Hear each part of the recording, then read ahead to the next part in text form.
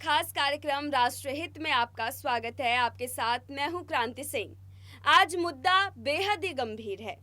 आज हम बात करने वाले हैं पश्चिम बंगाल में चल रहे खूनी खेले को लेकर। लेकिन उससे पहले आप अपने विचार हमारे साथ साझा करें कि आप क्या सोचते हैं पश्चिम बंगाल की राजनीति और वहां के तौर तरीके के बारे में आप क्या जानते हैं। चलिए अब कार्यक्रम की शुरुआत करते हैं। खेला होवे का नारा देने वाली पश्चिम बंगाल की मुख्यमंत्री ममता बनर्जी के राज्य में खूनी खेला ये परंपरा इतनी बुलंदियों पर आखिर क्यों? ऐसा क्यों लगता है कि पश्चिम बंगाल की राजनीति आज भी 70 के दशक से आगे ही नहीं बढ़ पाई? ऐसा क्यों लगता है कि पश्चिम बंगाल में खूनी बहेगा लेकिन दीदी चुप रहेंगी? क्या ममता बनर्जी इस खून खराबे को जस्टिफाई कर सकती हैं? ये सवाल ममता बनर्जी को चुप जरूर सकते हैं, एजेंडा से प्रेरित जरूर लग सकते हैं, लेकिन ये पश्चिम बंगाल की बेहद कड़वी सच्चाई है जिसे उन्हें स्वीकार करना चाहिए और प्रदेश की सबसे बड़ी समस्या बन चुकी इस अराजकता को खत्म करना चाहिए। उनसे पश्चिम बंगाल की जनता जिस परिवर्तन की उम्मीद करती है उसे धरातल पर लाना चाहिए। आज इतने सारे सवाल यूं ही नहीं उठ रहे। इनका रोजाना बंगाल के आपराधिक ग्राफ को देखने के बाद ही सबके मन को ये कौंध रहा है। फिलहाल खूनी खेला पर कब रोक लगेगा, कब दीदी इन पर खुलकर बात करेंगी और आखिर कब इन पर लगाम लगेगा, ये तो आने वाला समय ही तय करेगा। फिलहाल दीदी के गढ़ में बीजेपी अपना वर्चस्व कायम करने की पूरी कोशिश में दमखम लगा रही है। आने वाले चुनाव से पहले बीजेपी बंगाल में अपना एक अहम ओहदा बनाने चाहती है, जिसके लिए बीजेपी के बड़े चेहरे पश्चिम बंगाल का रुख करते रहते हैं और अब इसी कड़ी में अमित शाह बंगाल दौरे पर हैं।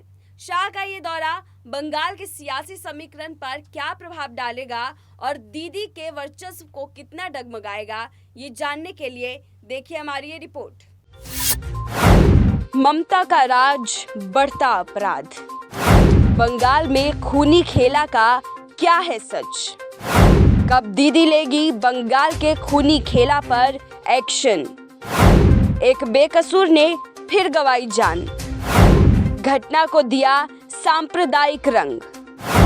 हत्या मामले पर दीदी को विपक्ष ने घेरा। 2024 के लोकसभा से पहले घमासान तेज। पश्चिम बंगाल की मुखिया ममता बनर्जी पर उन्हीं के प्रदेश में चल रहे खूनी खेले को लेकर कई सवाल उठते रहे हैं। जानते हैं क्यों? क्योंकि उन खूनी मामलों के आरोपियों की लिस्ट में तृणमूल कांग्रेस के नेता, कार्यकर्ता और इनके साथ ही कई बड़े चेहरे शामिल होते हैं। ऐसे में लाजमी है कि सवाल तो उठेंगे ही, लेकिन इन सवालों का जवाब देने के लिए कोई आगे नहीं आता। यहाँ तक टीएमसी प्रमुख ममता दीदी भी चुप्पी लगा लेती है। प्रदेश में अगर आपराधिक मामलों के रिकॉर्ड देखें तो इन रिकॉर्ड के मुताबिक ज्यादातर अपराध महिलाओं और बच्चों के साथ घटित होते हैं और इन मामलों में सबसे ज्यादा दुष्कर्म, हत्या, प्रताड़ना सहित अन्य मामले शामिल है। अभी हाल ही की एक घटना से आपको रूबरू करवाते हैं, जो कि पश्चिम बंगाल के मुर्शिदाबाद का है, जहां एक कॉलेज छात्रा की बेरहमी से हत्या कर दी गई। इस मामले की छानबीन हुई तो मुर्शिदाबाद पुलिस ने बताया कि 2 मई की शाम आरोपी सुशांत चौधरी बहरमपुर की एक गली में लड़की को बेरहमी से पीटा और चाकू से हमला किया।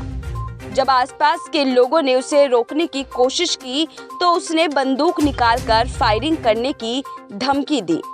बाद में वहां खड़े लोगों ने लड़की को अस्पताल में पहुंचाया, हालांकि तब तक उसकी मौत हो चुकी थी। इस घटना का एक वीडियो सोशल मीडिया पर वायरल हो रहा है, जिसमें आरोपी लड़की पर बेरहमी से हमला करता नजर आ रहा है। वीडियो की संवेदनशीलता को देखते हुए हम उसे यहाँ नहीं दिखा रहे हैं। इस मामले में अभी तक लड़की की हत्या की वजह सामने नहीं आई है। हालांकि कुछ लोगों ने वीडियो के आधार पर इस घटना को सांप्रदायिक रंग देना शुरू कर दिया है। वहीं पश्चिम बंगाल में बीजेपी की सक्रियता भी बढ़ती जा रही है।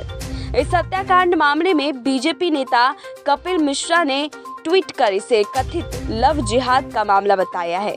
वहीं इस मामले में विपक्ष लगातार मुख्यमंत्री ममता बनर्जी पर निशाना साध रही है और राज्य की कानून व्यवस्था पर सवाल उठा रहे हैं। आपको बता दें कि कांग्रेस सांसद अधीर रंजन चौधरी ने राज्य सरकार पर सवाल उठाते हुए कहा कि क्या बंगाल में महिलाओं के लिए कोई सुरक्षा नहीं है। ये घटना उनके आवास से कुछ दूरी पर हुई थी। वहीं विधानसभा में विपक्ष के नेता और बीजेपी विधायक शुवेंदु अधिकारी ने ट्वीट पर लिखा, पश्चिम बंगाल में बिगड़ती कानून व्यवस्था की चरम सीमा दिख रही है। क्या महिलाएं कभी सुरक्षित महसूस कर सकती हैं? मैं जानना चाहता हूं कि माननीय सीएम बहरमपुर में फैक्ट फाइंडिंग टीम कब भेज रही हैं? ममता बनर्जी, आपके शासनकाल में अपराधियों के मनोबल बढ़ गए हैं। बिगड़ती कानून व्यवस्था की जिम्मेदारी लेते हुए अपना इस्तीफा दें, किसी और को जिम्मेदारी दें जो योग्य हो। विपक्ष के बढ़ते सवाल ममता बनर्जी के लिए मुश्किलें खड़ी कर रही हैं। अगर पश्चिम बंगाल की खूनी खेला पर रोक लगाने के लिए अगर ममता बनर्जी जल्द ही अलर्ट नहीं हुई तो सत्ता में काबिज रहना उनके लिए मुश्किल हो जाएगा। बहरहाल आपको बता दें कि जिस तरह से पश्चिम बंगाल की अपराध की रेखा बढ़ रही है, उसको निशाना बना के बीजेपी बंगाल की सत्ता पर सेंध लगाने में जुटी हुई है।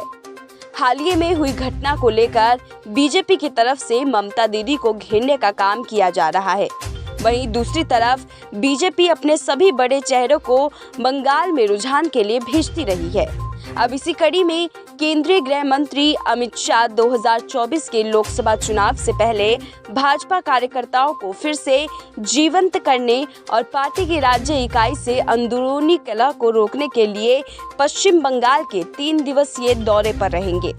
पिछले साल मार्च अप्रैल में बंगाल में हुए विधानसभा चुनाव में पार्टी की हार के बाद अमित शाह का राज्य का ये पहला दौरा होगा। तब से उपचुनावों और नगर निगम चुनावों में भी पार्टी का प्रदर्शन उल्लेखनीय नहीं रहा है। पार्टी हाल में आसनसोल लोकसभा सीट के उपचुनाव में भी हार गई।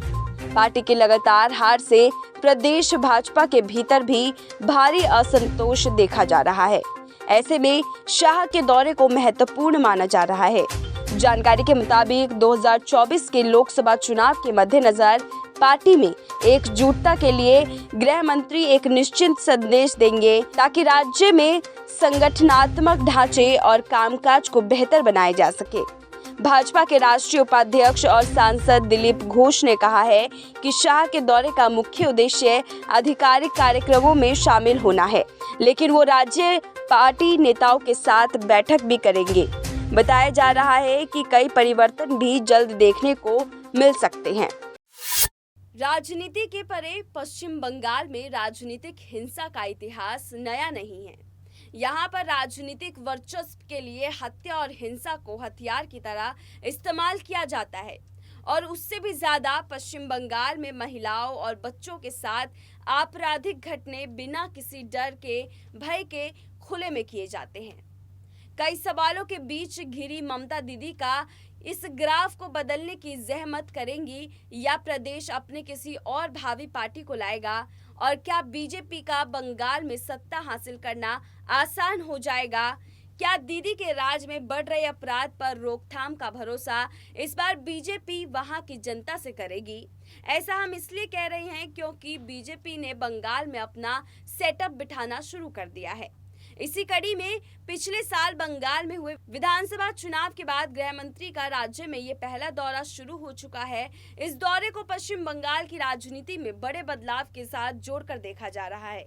माना जा रहा है कि सियासी समीकरण इस बार के लोकसभा चुनाव में बदले हुए दिखेंगे। आप लोगों की क्या राय है पश्चिम बंगाल को लेकर? वहां की राजनीति को आप कैसे देखते हैं? क्या लोकसभा चुनाव में दीदी के लिए बीजेपी पार्टी बड़ी चुनौती बन सकती है? और क्या बंगाल में हो रहे अपराध पर कभी अंकुश लग पाएगा? आप अपनी राय हमें कमेंट करके जरूर बताएं। हमारा ये खास कार्यक्रम आपको पसंद आया हो तो शेयर करना ना भूलें। फिलहाल अब मुझे दीजिए इजाजत, फिर लौटेंगे राष्ट्र की हक की नई तस्वीर को लेकर के। नमस्कार।